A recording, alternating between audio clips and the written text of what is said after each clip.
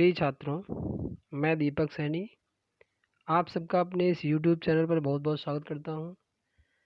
छात्रों, हम लोग DLED फर्स्ट सेमेस्टर की एग्ज़ाम की तैयारी कर रहे हैं। इस तैयारी में आज हम लोग बाल विकास एवं सीखने की प्रक्रिया विषय से इकाई 5 जिसका संबंध स्मृति से है, इस यूनिट में इस इकाई में हम लोग सबसे पहले देखेंगे स्मृति का अर्थ, स्मृति की विभिन्न परिभाषाएं एवं स्मृति के प्रकार। इन बिंदुओं के साथ साथ वीडियो के अंत में हम लोग परीक्षा की दृष्टि से विभिन्न महत्वपूर्ण बहुविकल्पीय एवं अतिलघु उत्तरीय प्रश्न भी पढ़ेंगे। तो आइए छात्रों, सबसे पहले देखते हैं स्मृति का अर्थ। स्मृति का अर्थ या स्मृति से क्या तात्पर्य है?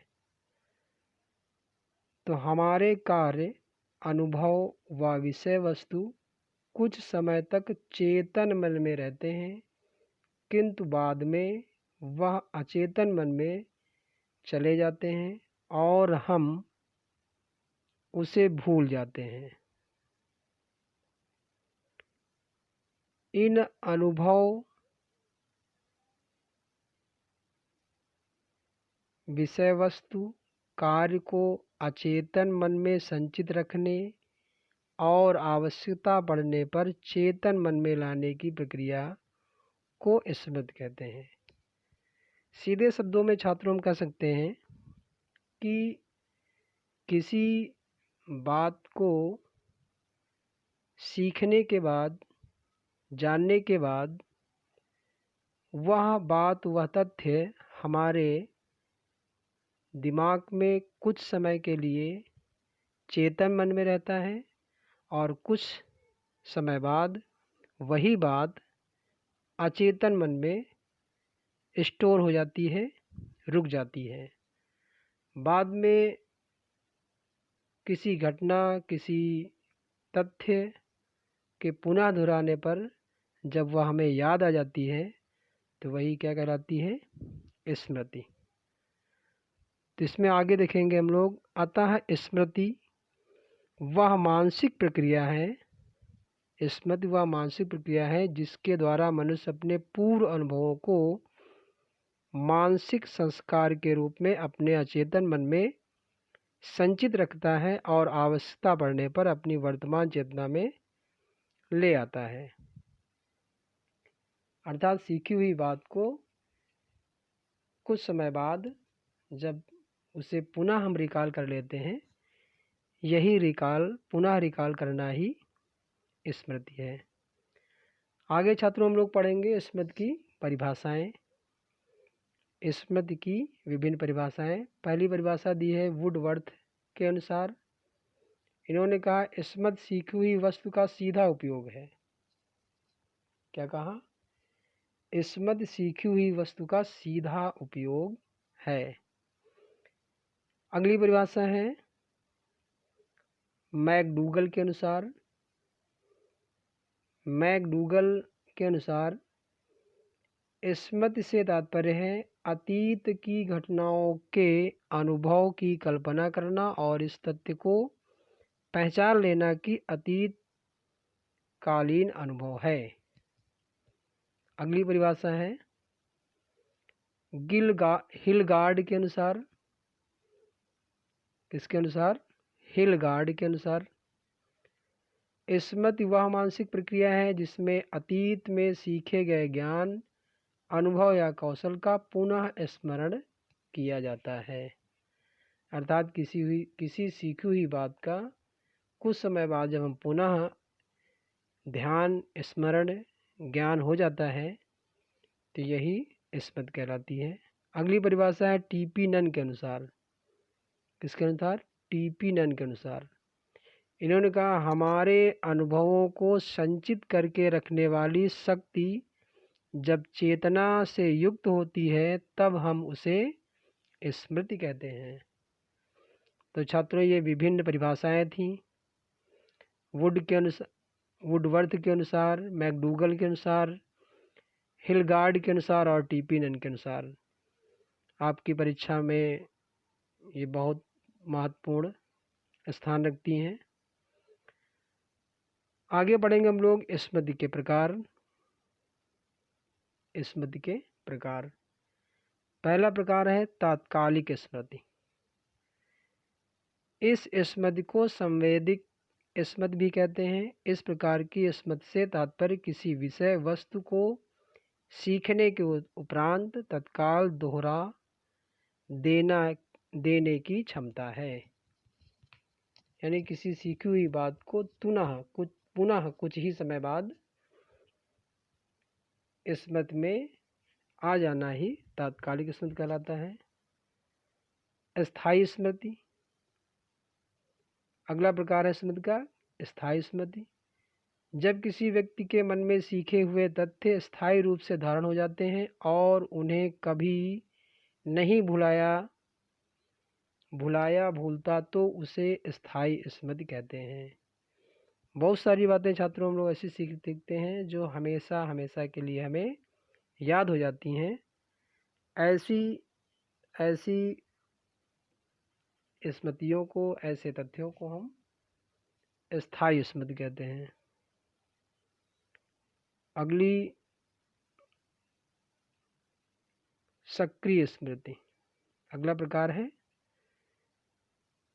प्रयास करने पर सीखे हुए जो तथ्य हमारी स्मृति में आते हैं, अर्थात उन्हें याद करने के लिए विशेष प्रयास करना पड़ता है, तो ऐसे ही स्मृति को सक्रिय स्मृति कहते हैं।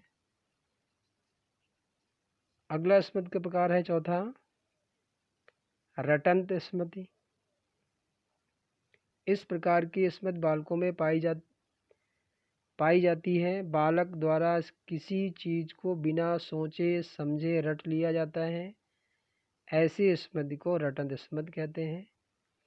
जैसे कविता याद करना, छोटे बच्चों में यह प्रकार स्मृति का सामान्यतः पाया जाता है। अगली है निष्क्रिय स्मृति। स्मृति का अगला प्रकार है निष्क्रिय। जब बिना किसी प्रयास के सीखा हुआ कोई तथ्य हमें याद आ जाता है तो ऐसी स्मृति को निष्क्रिय स्मृति कहते हैं। ऐसी स्मृति का विशेष लक्ष्य नहीं होता है। अगला प्रकार है मनोवैज्ञानिक स्मृति। जब किसी विधि के द्वारा कोई तथ्य शीघ्रता से याद कर लिया जाता है तो दोहराने की आस्था नहीं होती है, तो ऐसी स्मृति को मनोवैज्ञानिक स्मृति कहते हैं। तो यहाँ अभी हम लोगों ने छात्रों स्मृति का अर्थ, स्मृति की परिभाषाएं एवं स्मृति के प्रकार पढ़े। अब लास्ट में हम लोग पाठ से संबंधित विभिन्न महत्वपूर्ण प्रश्न भी पढ़ेंगे। पहला क्वेश्चन है,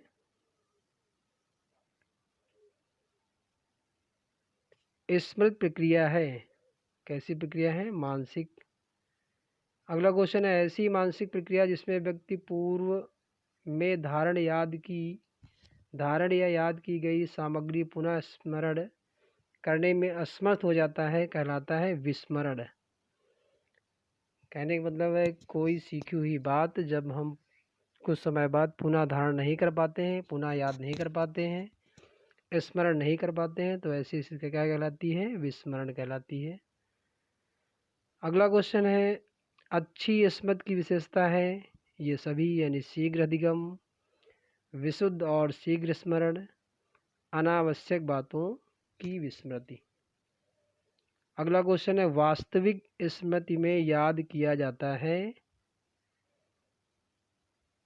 क्रमबद्धता को, यानी किसी भी तथ्य को हम क्रमबद्ध तरीके से अगर याद रखते हैं तो उससे क्या कहते हैं? वास्तविक स्मृति। अगला क्वेश्चन है, निम्नलिखित में से कौन पुनः स्मृति में बाधा उत्पन्न करता है। तो ये सभी भय हैं, परेशानी है, चिंता है, ये तथ्य किसी भी बात को पुनः याद करने में परेशानी देते हैं, इसलिए आंसर होगा ये सभी। अगला क्वेश्चन है, पूर्व में सीखी गई बात को याद करना ही स्मृति है। किसका कथन है? वुडवर्थ का। अगला क्वेश्चन है, आंशिक स्मृति में होती है आदत पड़ना। क्या आंसर होगा? आदत पड़ना। अगला क्वेश्चन, निम्नलिखित में से कौन स्मृति का अंग नहीं है? तो यहाँ आंसर होगा धारण, स्मृति का अंग नहीं है। अगला क्वेश्चन है, जब कोई सीखी हुई बात अचेतन मन से चेतन मन में आती है, कहलाती है पुनः स्मरण। अगला, जब हम सीखी बातों को कभी नहीं भूलते हैं तो वह स्मृति है स्थायी स्मृति। स्मृति सीखी हुई वस्तु का सीधा उपयोग है, या कथन किसका है? वुडवर्थ का है। अगला, स्मृति के मुख्य रूप से कितने भाग हैं? 2 भाग हैं। अगला क्वेश्चन, विस्मृति स्मरण का चरम बिंदु है, या कथन किसका है? वेंडल डब्ल्यू कूल का। किसका? वेंडल डब्ल्यू कूज का। सामान्य विस्मरण होता है सभी में, व्यवधान, क्षीणता तथा समय, प्रत्यागमन, रुकावट, इनमें सभी, यानी इन सभी में। अगला क्वेश्चन है, विस्मरण वह प्रवृत्ति है जिसके द्वारा दुखद अनुभवों को स्मृति से अलग कर दिया जाता है, या कथन किसका है? फ्रायड का। अगला क्वेश्चन है, निम्नलिखित में से स्मृति का अंग नहीं है। तो अभी हम लोगों ने पढ़ा है धारण करना। आगे छात्रों कुछ अतिलघु उत्तरीय प्रश्न है। पहला क्वेश्चन है, स्मृति क्या है? तो किसी विषय वस्तु अथवा क्रिया को आवश्यकता पड़ने पर पुनः स्मरण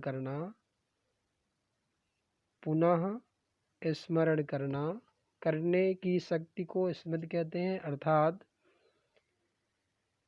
वह मानसिक प्रक्रिया अथवा स्मृति वह मानसिक प्रक्रिया है जिसमें अतीत में सीखे गए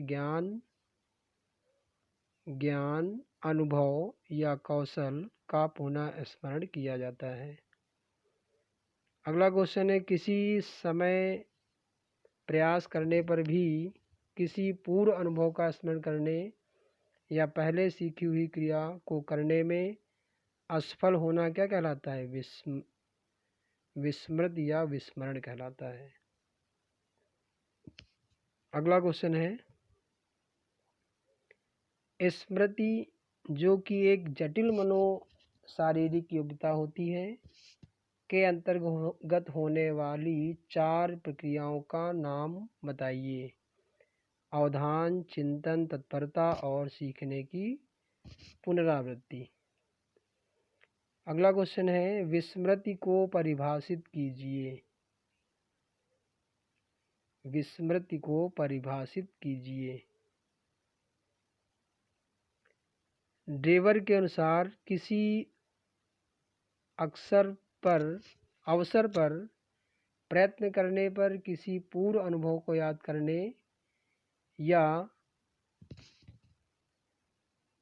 कुछ समय पहले सीखे किसी कार्य को करने में असफलता विस्मृति कहलाती है। विस्मृति के 3 मुख्य सैद्धांतिक कारण बताओ। पहला, अनुपयोग अथवा अनाभ्यास का सिद्धांत, हस्तक्षेप का सिद्धांत, दमन का सिद्धांत। अगला क्वेश्चन है, विस्मृति को दूर करने के दो उपायों को बताइए। पहला है विस्मृति को कम करने के लिए किसी विषय को याद करते समय उस पर पूर्ण ध्यान देना चाहिए। पूर्ण ध्यान देने से विषय अधिक समय तक स्मृति में धारण किया जा सकता है। अगला बिंदु है, अधिक समय तक स्मरण करने की इच्छा भी पाठ को शीघ्र विस्मृति नहीं होने देती। छात्रों, ये इकाई 5 स्मृति यहीं समाप्त होती है। अगली इकाई के साथ हम अगले वीडियो में आपके बीच उपस्थित होंगे। छात्रों, घर पे रहें, अपना ध्यान रखें, पढ़ाई करते रहें। अति शीघ्र हम लोग सेकंड सेमेस्टर की भी क्लासेज शुरू करेंगे। धन्यवाद।